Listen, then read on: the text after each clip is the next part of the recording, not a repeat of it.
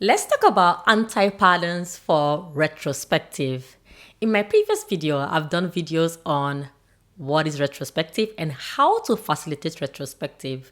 On today's video, my goal is to cover what are some anti-patterns or mistakes we do or sometimes Scrum teams do during retrospective. Welcome back to Aisha Scrum. I'm very happy to have you all join my platform. For my current subscribers and my new subscribers, I welcome you all to my channel. So let's get to the video. So the first thing I have on my board is not having improvement item. And that's the number one item in my list because lately I've seen like whereby people who attend retrospective, they'll always talk about what went well in the sprint, right? Which is nice. We all would like to know what went well in the sprint. And then when you look at the column for what we can improve, you basically sometimes can find that spot blank. And if you're a Scrum Master, you went to a retrospective and you notice that that space is blank, what would you do? Hopefully you meet that Scrum Master, I'm like, okay, all right, fine, let's end retrospective since we have nothing to improve, right? No. So it's very important for us at all times to discuss how we can improve. As much as we want to do like a lot of kudos, celebrate a lot of wins, but at the same time, the goal is for us to focus on how we can make the next sprint better. Or if you work in a Kanban team, maybe the next couple of days better, right? So if you have a team that will always leave that column open, hopefully you already have your own book, right? To discuss some of the anti-patterns you've noticed, and bring it up as asking questions to the team. Like, oh, what about this time when we were waiting on this team member and during backlog refinement, we all stated that the stories were ready and we went into planning, we were literally blocked. So what can we do about that? So then the next thing you will have to say and ask the question. Don't just saying, oh, you did this, you did that, not pointing any fingers, right? That's very, very important because when we go in there, we want to make it a place and safe environment where we can all collaborate and for the team to open up. And if you're a Scrum Master and you notice that retro after retro, your team are always quiet, right? Or you notice that your team are not participating in that retro, that's one time for you to just sit back and look at your overall list of people that's part of your retrospective meeting. Is it that maybe you have some of those people in your meeting that are the one doing some kind of performance evaluation for your team members? Or maybe you have some kind of stakeholders or management in that meeting? Because sometimes I've noticed in my experience that if we have such people in retro, it's difficult for the team to open up, right? It's very, very difficult. So if that's the case, maybe that's the time maybe you can negotiate offline with those people so you can just ensure it's only the Scrum team in retrospective, right?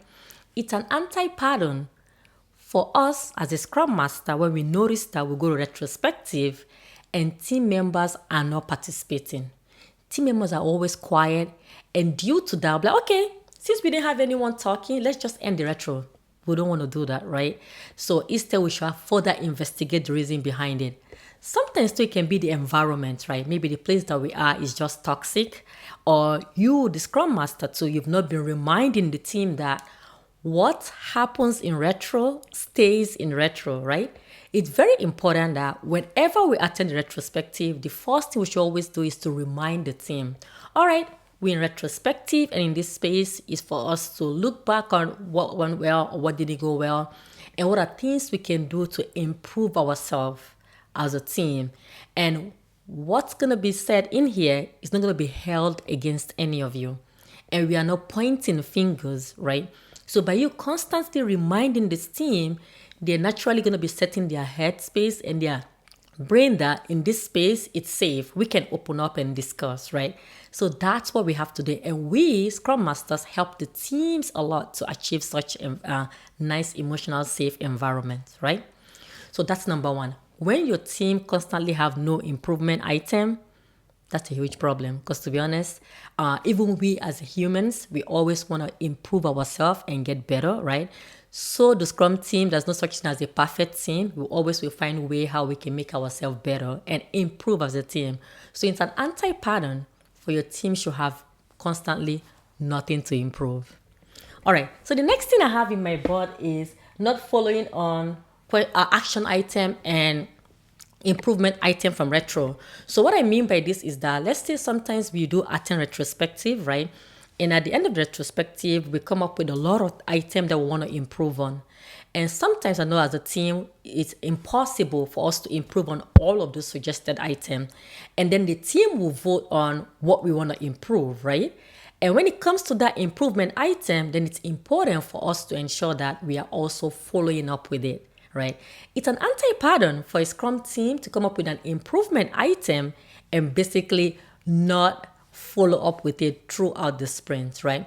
And sometimes people will be like, oh, Aisha, my team come up with a lot of improvement item. So which one do we do first? Or what do we go, how do we go about all of this, I've seen a team whereby they will have like a whole backlog on its own, where they will have all the improvement items from retrospective, and they will come together and prioritize what to work on next, right? And when you choose an improvement item, it should be an item where the team can actually work on themselves. Don't do an improvement item that's going to be access issue, or an improvement item that we have to give it to someone else to do, or like, oh, a dependency, that team didn't do this, that team didn't do that. It's not about them, right?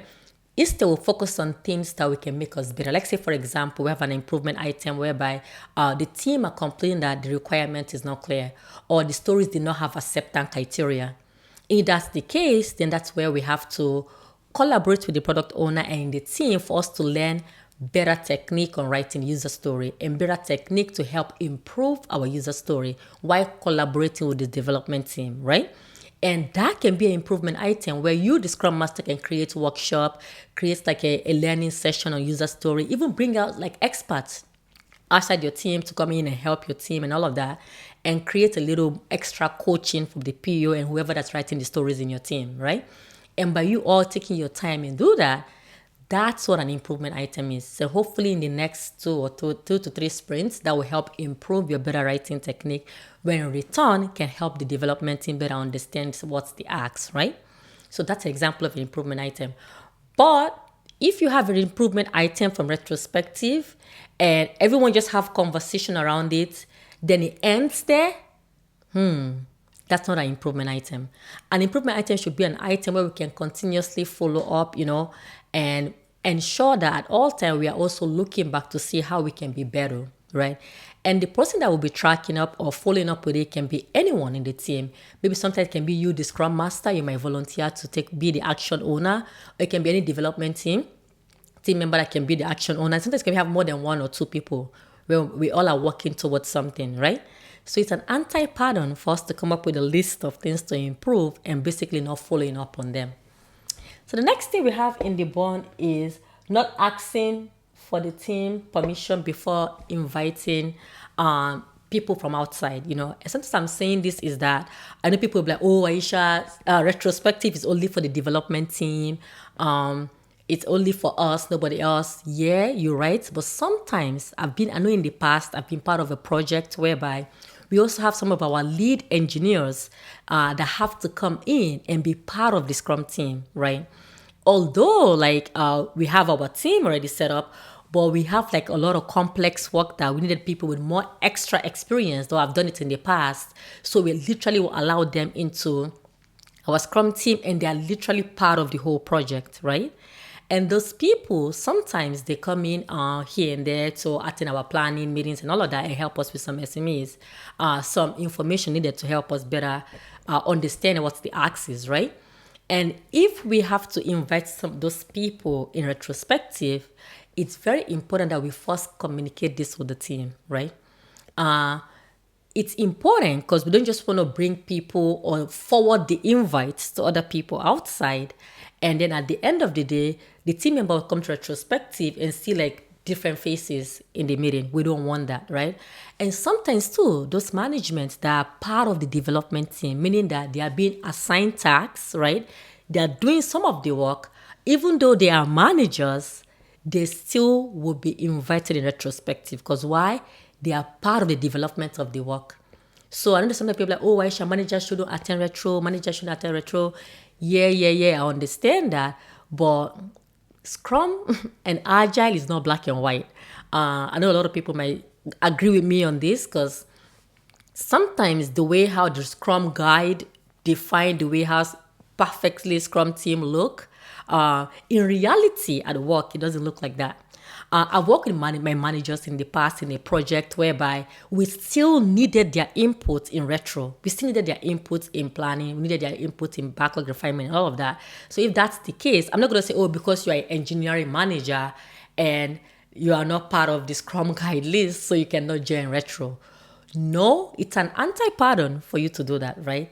It's actually sometimes anyone that can help make your team better, and anyone that's part of the development team or that's part of building that product should also participate in retrospective, regardless of their title, right? So it's an anti-pattern for you to just kick all those people out when they are literally there doing the work every day, and you not saying because you are a manager, you are not joining our meeting, right? And of course, you have to also remind them the whole rules of retro. We're not going to be using this against you. We are here to improve. We are here to make things better as a team, right? Because then we are already now as a team because we are all working towards the same common goal. All right, so the next thing I have in my board is not assigning action owner, right? So going back to my initial cases of having an action item, and at the end of the day, we don't have anyone that would be accountable for it. Meaning, sometimes some action item, the Scrum Master themselves might be the action owner, meaning they have to track and follow through with things. And sometimes it might be we're going to need some of the development team members to volunteer to be an action item, to be the action owner, to continue to track things on the whole sprint, right?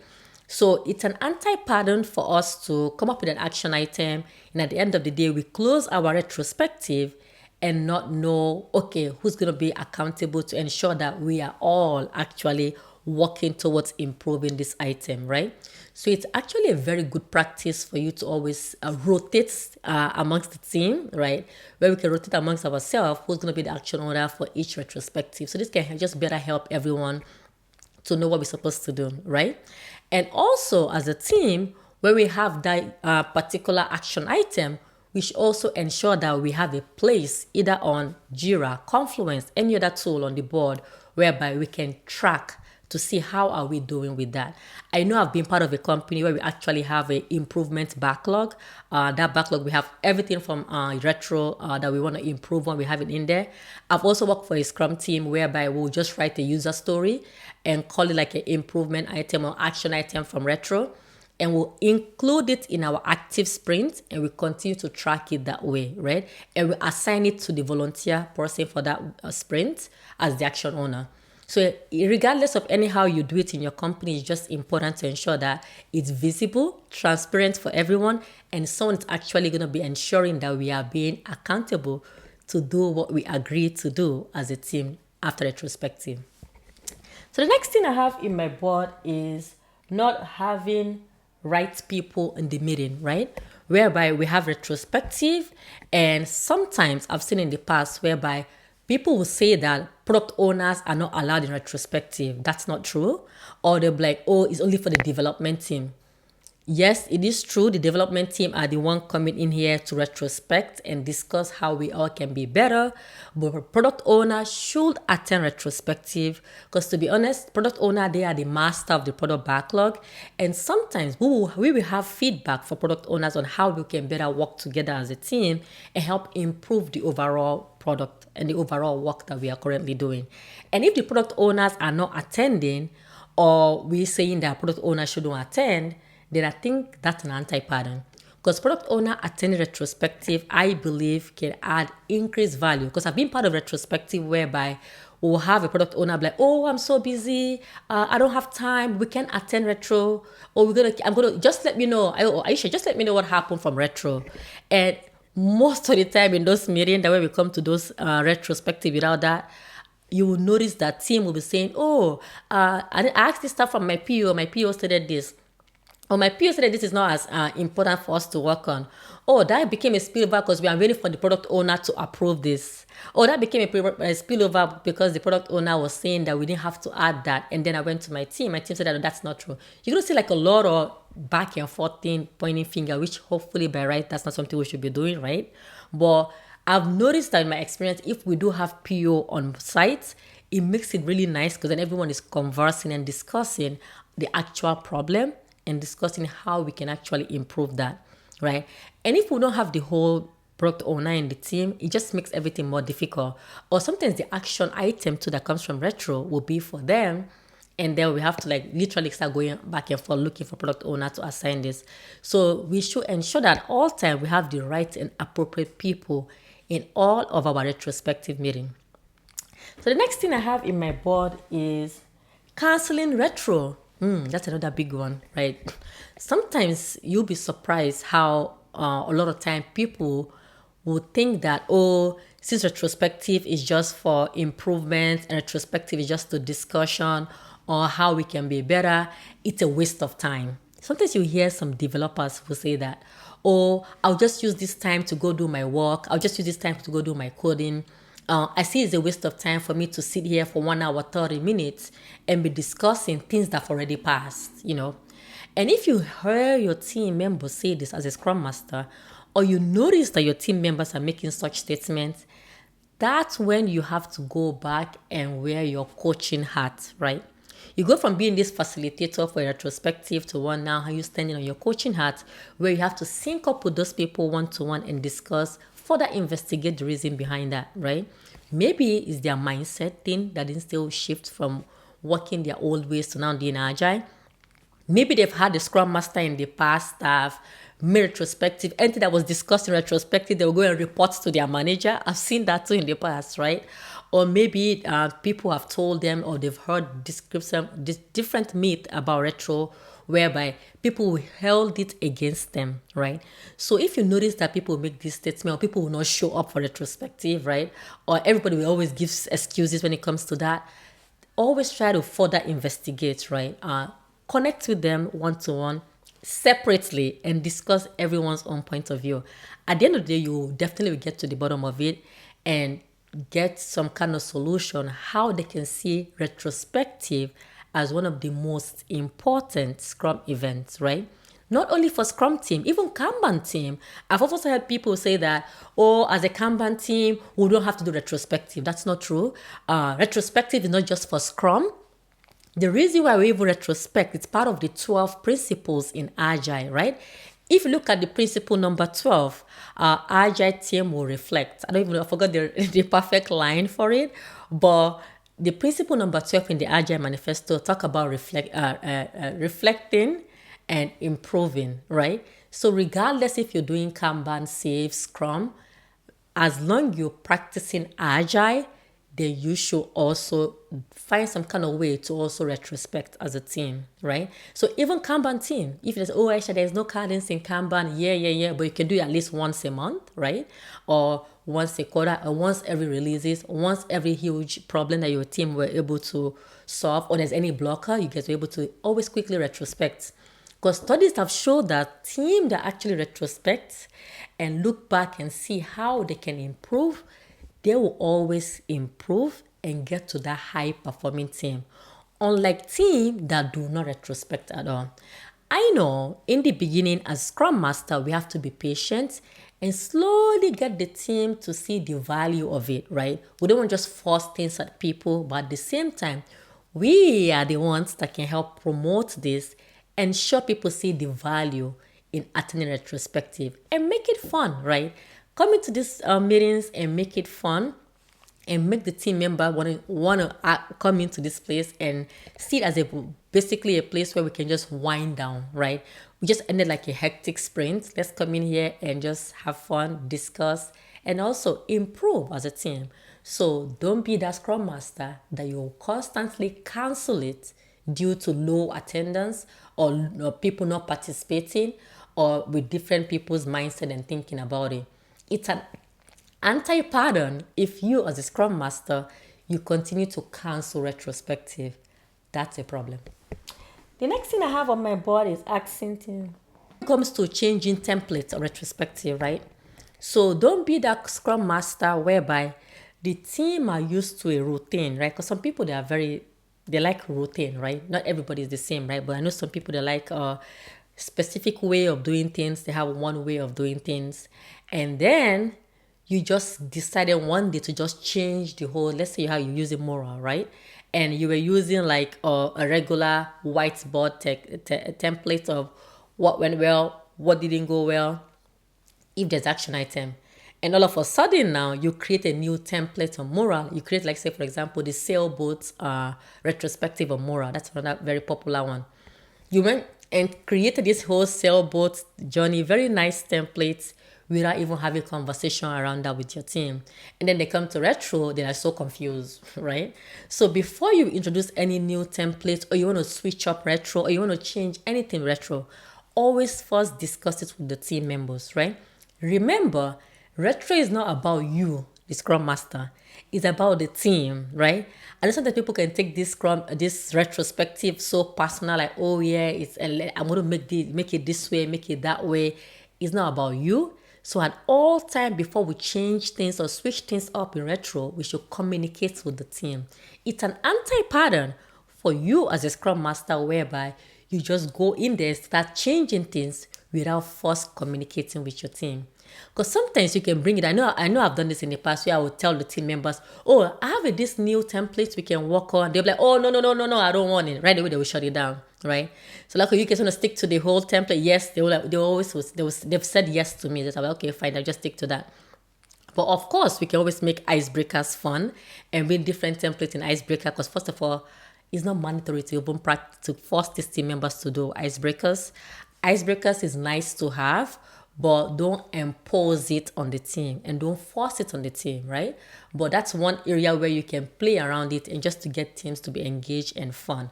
It's a good practice to have icebreaker, but it's not mandatory also to have icebreaker. Just go by your team, look at the vibe within the team, communicate with the team, and get to know your team members, because this can help you better know how to plan for your retrospective. The next thing I have in my board is not having an icebreaker, right? And by the way, I won't say this is an anti-pattern, to be honest, because I've also seen some team members, due to the time zone different, whereby the time is so limited that when it's like morning for, it's like so late at night for them, that people might not be in the mood to do some kind of icebreakers. And that's okay, right?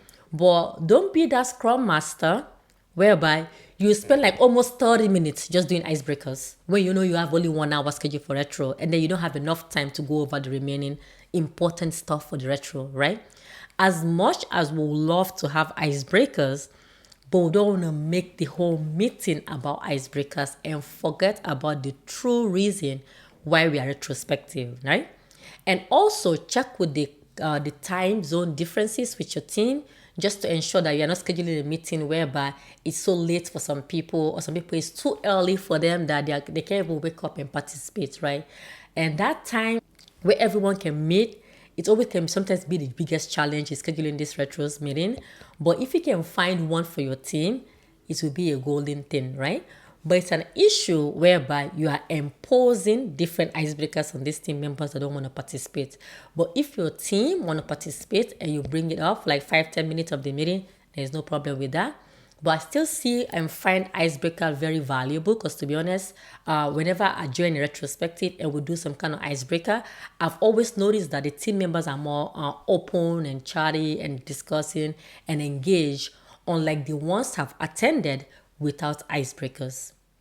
So the last thing I have in my board is basically not having retro. I know you guys be like, what? Aisha, what do you mean not having retro? Yeah, you have seen Scrum teams in the past whereby they will claim they're doing Agile and they don't have retros at all. They only want to do daily Scrum and sprint planning. That's it. They don't do anything else. They don't care about retro. They don't care about sprint review, right? But it's an anti-pattern for any Agile team, not only Scrum, any Agile team to practice Agile and not retrospect. So it's actually very, very important for you as a Scrum Master to promote retrospective and get your team engaged and get them to see the importance and the value of having retrospective. In all of my experience, teams that sometimes will push back is they have all this misconception in their head is that what happened in retro might be used against them. But with through and proper coaching and discussion, they've always seen the value and importance of it. So don't be that Scrum team that will have everything else and be claiming to be doing Agile, and at the end of it, you have no retrospective. Guess what? If you're part of an Agile team and you do not retrospect, that's an anti-pattern. If you are interested in mentorship, or if you have any challenges at work, you're looking for a job, or you're looking to branch into tech, you want to be a Scrum Master and all of that, you're looking for someone to mentor and guide you. And we believe we can be very, very supportive and help you throughout in your journey of you being a Scrum Master, or maybe if you are struggling at work, or maybe even you are looking for a job. Log into our website at www.aishatech.com and look for that. Also, you can email us at admin@aishatechscrum.com. Thank you all for watching, and see you again in my next video.